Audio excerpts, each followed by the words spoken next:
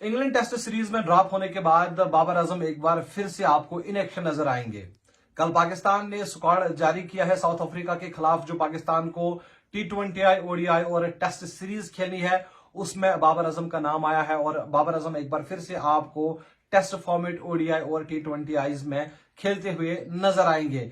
अगर इससे पहले इंग्लैंड के खिलाफ जब पाकिस्तान ने वो टेस्ट सीरीज खेली थी, उसमें बाबर आजम को ड्रॉप कर दिया गया था। और अभी रिसेंटली जो जिम्बाब्वे के खिलाफ पाकिस्तान ने सीरीज खेली, चाहे ODI हो या T20I, उसमें भी बाबर आजम को अरेस्ट दिया गया था। और अब साउथ अफ्रीका के खिलाफ पाकिस्तान को इस सीरीज खेलनी है। कल जब स्क्वाड जारी हुआ तो भाई साहब बाबर आजम का नाम तीनों फॉर्मेट्स में है। अब बाबर आजम को खुद अपने आप से इंसाफ करना पड़ेगा। बाबर आजम को खूब सारे रन बनाने पड़ेंगे साउथ अफ्रीका में। और टेस्ट में अगर हम बात करें तो भाई साहब 2022 से बाबर के बल्ले से कोई सेंचुरी नहीं है। बाबर ने तकरीबन 5-8 टेस्ट मुकाबले खेले हैं, लेकिन अभी तक कोई सेंचुरी नहीं है। इसलिए बाबर को अगर भाई साहब स्क्वाड में अपनी जगह पक्की करनी है तो ये साउथ अफ्रीका की सीरीज उनके लिए बड़ी अहम होगी, बड़ी इंपॉर्टेंट होगी। अगर इस सीरीज में बाबर आजम के बल्ले से रन आते हैं तो बाबर की पोजीशन कोई छीन नहीं सकता। लेकिन अगर बाबर के बल्ले से इस सीरीज में रन नहीं आए तो लगभग आप ये मान लीजिए कि बाबर आजम को शायद फिर टेस्ट स्क्वाड से ड्रॉप कर दिया जाएगा।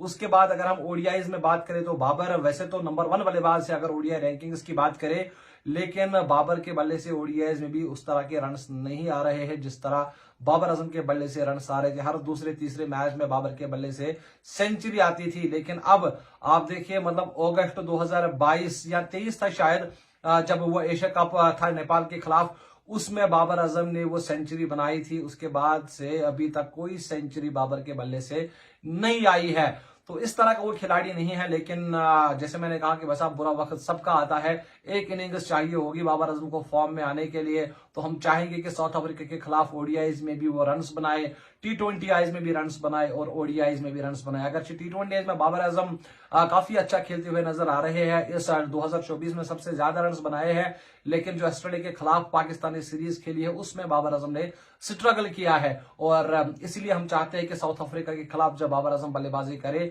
तो पुराना बाबर आजम नजर आए। कहीं ऐसा ना हो कि इस बार भी साउथ अफ्रीका के खिलाफ टेस्ट सीरीज में बाबर के बल्ले से रन्स ना आए। ऐसा अगर हुआ तो फिर शायद बाबर आजम टेस्ट स्क्वाड से ड्रॉप भी किए जाएंगे।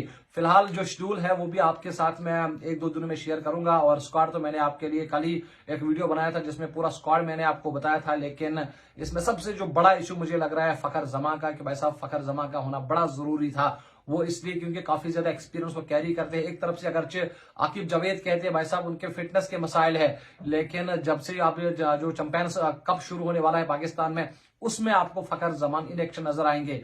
तो अगर वहां पर वो खेल सकते हैं, मतलब मैच फिटनेस है, तो फिर पाकिस्तान स्क्वाड में उनको जगह क्यों नहीं मिल रही है? ये एक बहुत बड़ा सवाल है। आप मुझे बताइए कमेंट्स में कि क्या फखर जमान को आप मिस कर रहे हैं। फिलहाल आप मुझे इजाजत दीजिए। आप अपना बहुत सारा ख्याल रखिएगा। अल्लाह हाफिज।